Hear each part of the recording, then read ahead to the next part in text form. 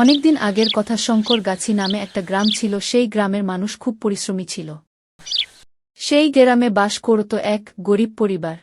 বলি, এইভাবে বসে আর কত দিন থাকবে শুনি? হাঁড়িতে আর একটা চাল নেই, কি রান্না করব?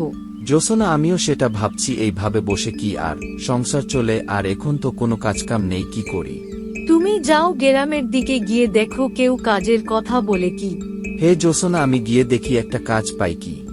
এই বলে হাফিজুল কাজের উদ্দেশ্যে রওনা দিল। হাফিজুল খুবই পরিশ্রমী একজন মানুষ, আর সে খুব সাদাসিধা মনের মানুষ।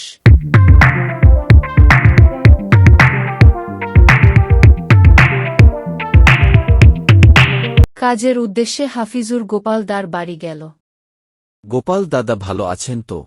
আমি ভালো আছি, কিন্তু তুমি আমার বাড়িতে কি উদ্দেশ্যে আসলে? গোপাল দাদা, আমার একটা কাজ দিন, আমার সংসার চলছে না আমার। তুই কাজ করবি আমার, আর তো আমার কাজের লোক লাগবে না, এছাড়া আমার 3 জন কাজের লোক আছে।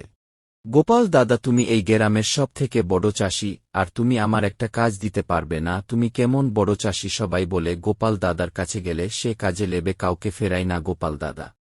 আরে হাফিজুল, তুই চিন্তা করিস না, কাল থেকে তুই আমার ধান ক্ষেত দেখাশোনা করবে, আমি 100 টাকা করে দেব, হবে তো 100 টাকা করে দিলে?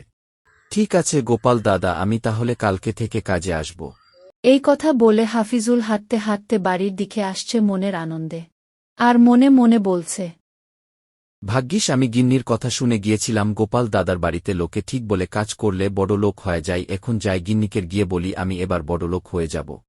গিন্নি, গোপাল দাদার বাড়িতে কাজ পেয়েছি, আমরা এবার বড়লোক হয়ে যাব। তুমি গোপাল দাদার বাড়িতে গেছিলে, তাহলে আমাদের সংসারটা খুব ভালোভাবেই চলবে। পরের দিন সকাল সকাল হাতে কোদাল নিয়ে হাফিজুল কাজে চলে গেল। এরপর থেকে প্রত্যেক দিন হাফিজুল গোপালের ধান খেতে কাজ করতে যেত, আর কোনো দিন তার সংসারে কোনো দিন অভাব ছিল না। তো বন্ধুরা, আমাদের আজকের ভিডিওটি এই পর্যন্ত। ভিডিওটি ভালো লাগলে লাইক, কমেন্ট, শেয়ার করে দিবেন প্লিজ।